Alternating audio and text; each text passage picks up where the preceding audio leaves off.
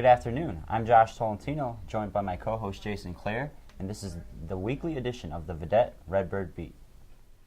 This past weekend, Redbird football suffered another crushing loss, losing by a field goal 34-31 at Indiana State. Jason, after taking such a big win at Northwestern, the Redbird football team has lost 2 in a row. What's going on? Unfortunately, I believe the Redbird football team is still basking in the glory which it experienced up in Ryan Field on September 10th. ISU has now lost 2 consecutive games, like Josh had said, and has not ever lost 3 straight contests under head coach Brock Spack. Now, Josh, I feel as if there just seems to be a little bit of content going on. They were pleased with the victory in week 2 and really have taken the foot off the pedal. Yes, Jason, this past weekend's loss falls completely on the coaching staff. Coach Spack and the rest of the coaching staff thought they could go into Indiana State and steal a win with just a true freshman quarterback and a Wildcat quarterback when they knew Jake Colby was their best option, despite him being injured.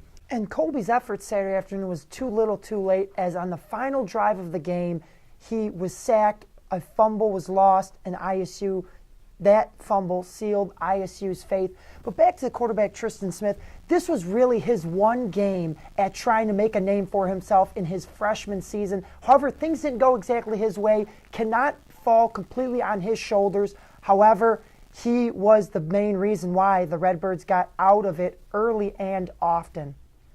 This weekend, the road doesn't get any easier for the Redbirds as they travel the best team in the country, the #1 North Dakota State Bison.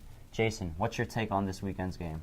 To be honest with you, Josh, I feel as if the Redbirds have little to no chance up at the Fargo Dome, where the Bison have been dominant to say the least. Coach Brock Spack needs to get his guys in form this weekend to be able to even keep up in the first half. This team is an exceptionally fast, versatile, agile, athletic team. I can keep going with the adjectives. Really tough sledding for the Redbirds for this game to be coming up after a 2-game skid. But there is still hope, as you see they were road warriors a few weeks back. However, it's just so tough to tell at this point of the season the identity of this Illinois State football team. The Redbirds flock north this weekend with their 2-2 record to take on the Bison. For Josh Tolentino, I'm Jason Klaer. Tune in every week on the Vedette Redbird Beat to keep you up to date with the freshest sports news on campus.